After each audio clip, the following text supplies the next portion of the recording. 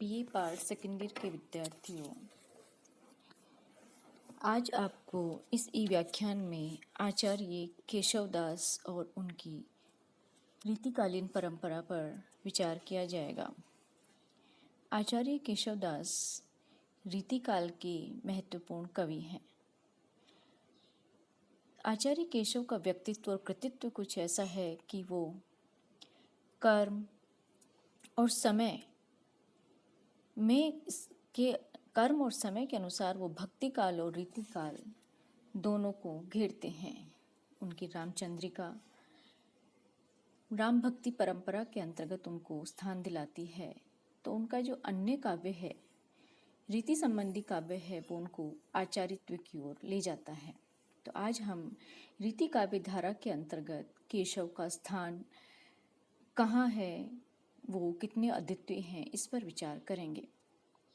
विद्यार्थियों, आचार्य काव्य संबंधी रीति काव्य धारा से तात्पर्य हमारा एक ऐसी काव्य धारा से है जिसमें रस, अलंकार, नायिका भेद, ध्वनि, वक्रोक्ति आदि काव्य सिद्धांतों को ध्यान में रख करके लक्षण ग्रंथ लिखे गए हैं।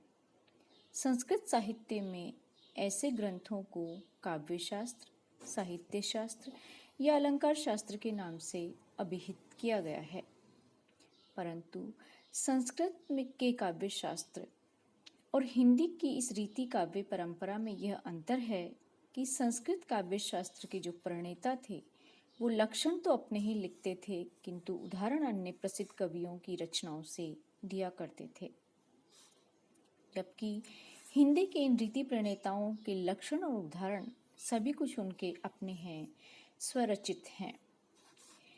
वैसे तो हिंदी की इस रीति काव्य परंपरा की मूल प्रेरणा संस्कृत काव्य शास्त्रों से ही मिली है और संस्कृत के नाट्यशास्त्र, अलंकार सूत्र, काव्यादर्श, काव्य प्रकाश, साहित्य दर्पण, रसगंगाधर, श्रृंगार तिलक आदि आदि ग्रंथ हैं।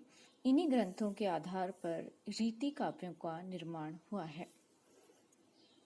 हिंदी में उक्त रीति काव्यों की एक सुदीर्घ परंपरा विद्यमान है। हिंदी के कवि पुष्प के बारे में भी कहा जाता है कि उन्होंने एक अलंकार ग्रंथ की रचना लगभग विक्रम संवत 700 के आसपास की थी, किंतु ये ग्रंथ आज अप्राप्य है। इसी प्रकार ब्रज भाषा के कवि क्षेम और मुनीलाल का भी नाम लिया जाता है, किंतु इनके भी ग्रंथ अप्राप्य हैं। हिंदी की इस धारा में रीति काव्य की धारा के अंतर्गत सर्वप्रथम प्राप्त ग्रंथ कृपारात रचित हित तरंगिणी है, जिसमें रीति काव्य धारा के अनुकूल लक्षण ग्रंथों के दर्शन होते हैं। कृपाराम महाकवि सूर के समसामयिक थे और उन्होंने विक्रम संवत 1598 के आसपास उन्होंने अपनी रीति काव्य का प्रणयन किया था। इस ग्रंथ में नायिका भेद का वर्णन बड़े विस्तार से मिलता है, जिसमें लक्षण और उदाहरणों के साथ नायिकाओं के सूक्ष्म अति सूक्ष्म भेद को भी बड़ी सजीव और सशक्त भाषा में समझाया गया है। इनके ही समसामयिक गोप कवि रचित रामभूषण, मोहनलाल कवि रचित अलंकार चंद्रिका नामक अलंकार ग्रंथों का भी उल्लेख मिलता है, लेकिन दुर्भाग्य से ये ग्रंथ आज प्राप्त नहीं है। इसी प्रकार कविवर रहीम कृत बरवे छंद में रचित नायिका भेद नामक एक रीति काव्य भी मिलता है, जो अवधी भाषा में रचित है, जिसमें केवल नायिकाओं के भेदों का तो सुंदर निरूपण किया गया है, किंतु लक्षण नहीं दिए गए हैं। इसी समय की एक रचना नंददास कृत रस मंजरी की भी मिलती है और वो इसी परंपरा में आती है, जिसमें ब्रजबालाओं के विरह संबंधी पद हैं, जिनका संबंध 12 मासा से है और जो चंद्रमा को संबोधित करके लिखे गए हैं। महाकवि तुलसीदास का बरवी रामायण भी अलंकार निरूपण की ही पद्धति पर लिखी गई है। इसी समय कर्णेश नामक कवि हुए हैं, जिन्होंने कर्णाभरण, श्रुतिभूषण और भूभूषण नामक 3 अलंकार ग्रंथ लिखे, जिसमें रीति ग्रंथों का विशुद्ध रूप विद्यमान है। आचार्य केशव के बड़े भाई बलभद्र मिश्र ने भी दूषण विचार और नक्षिक नामक 2 रीति ग्रंथ लिखे, किंतु अभी तक व्यवस्थित रूप से साहित्य शास्त्र पर लेखनी चलाने का कार्य नहीं हुआ था। विद्यार्थियों, इस दिशा में सर्वप्रथम कार्य महाकवि केशवदास ने कवि प्रिया और रसिक प्रिया नामक 2 रीति ग्रंथों का निर्माण करके हुआ। उन्होंने कवि प्रिया और रसिक प्रिया को लिख करके साहित्य शास्त्र पर व्यवस्थित रूप से लिखने का कार्य किया। इनमें कवि प्रिया में तो अलंकारों का विवेचन किया गया है और रसिक प्रिया में नायक और नायिका भेद और उनकी चेष्टा आदि के निरूपण के साथ रसों का भी सांगोपांग निरूपण किया गया है। इसके साथ ही छंदमाला नामक ग्रंथ में उन्होंने मात्रिक और वर्णिक छंदों के लक्षण और उदाहरण भी प्रस्तुत किए हैं। इस तरह से केशव ने विभिन्न काव्यांगों का सम्यक निरूपण करके भाषा का कार्य, कवि योग्यता, कविता का स्वरूप, कविता का उद्देश्य, कवियों के भेद, काव्य रचनाओं के ढंग, काव्य विषय, वर्णन के ढंग, काव्य दोष, अलंकार, छंद, रस आदि विभिन्न वृत्तियों पर सर्वप्रथम व्यवस्थित लिखा है। इसीलिए हिंदी के कई आलोचकों ने और साहित्य इतिहासकारों ने उनको रीतिकाल का प्रवर्तक कहा है। आचार्य श्याम सुंदर दास ने रीतिकाल का प्रवर्तक कवि आचार्य केशव को ही माना है। श्याम बिहारी मिश्र ने भी अपनी खोज रिपोर्टों में केशवदास को ही रीतिकाल का संस्थापक कवि माना है। आचार्य गुलाब राय ने भी स्पष्ट लिखा है कि रीतिकाल की मूल प्रवृत्ति लक्षण ग्रंथों को लिखने और लक्षणों के अनुकूल उदाहरण प्रस्तुत करने की थी। इस प्रवृत्ति का पूर्ण परिपाक केशवदास में मिलता है। वस्तुतः केशव को ही रीतिकाल का प्रवर्तक कवि माना जाना चाहिए।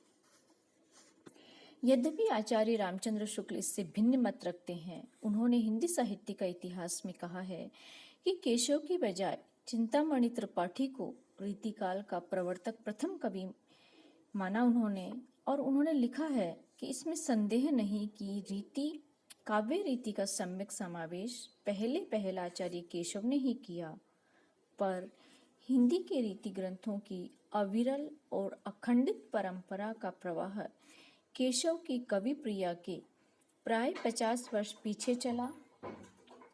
वह भी भिन्न आदर्श को लेकर, केशव के आदर्श को लेकर नहीं। हिंदी रीति ग्रंथों की अखंड परंपरा चिंतामणि त्रिपाठी से चली, अतः रीतिकाल का आरंभ उन्हीं से माना जाना चाहिए। ये तो विद्वानों के मत वैभिन्न की बात है, लेकिन आचार्य केशव का महत्व इससे कम नहीं हो जाता है। आचार्य चिंतामणि के उपरांत भूषण, मतीराम, जसवंत सिंह, कुलपति मिश्र, देव, श्रीपति, भिकारी दास, दुलह, बेनी प्रवीण, पद्माकर, ग्वाल, प्रताप शाही आदि प्रमुख रीति ग्रंथकार कवि मिलते हैं, जिन्होंने भाव, रस, अलंकार और नायिका भेद पर अपने रीति काव्यों का सृजन किया है। इनमें से मतीराम, कुलपति, देव, श्रीपति, पद्माकर और प्रताप शाही प्रमुख रूप से भाव, रस और नायिका भेद का निरूपण करते हैं। अलंकारों का निरूपण अपेक्षाकृत इन कवियों के द्वारा कम किया गया है, किंतु भूषण, जसवंत सिंह, भिकारी दास और दुलह ऐसे रीति काव्य प्रणेता हुए हैं जिन्होंने मुख्यतया अलंकारों पर ही विवेचन किया है। इनमें से भूषण का शिवराज भूषण मुख्यतः अलंकार ग्रंथ है, मतीराम का ललित ललाम अलंकार संबंधी ग्रंथ है तथा रसराज में नायिका भेद आदि का वर्णन किया गया है। जसवंत सिंह का भाषा भूषण भी एक प्रमुख अलंकार ग्रंथ है, किंतु आरंभ में नायक नायिका भेद, हाव भाव, रस, अनुभाव, विभाव आदि का भी संक्षेप में वर्णन किया गया है। इसी प्रकार कुलपति मिश्र का रस रहस्य ग्रंथ में मिलता है, जो काव्य प्रकाश का छायानुवाद प्रतीत होता है।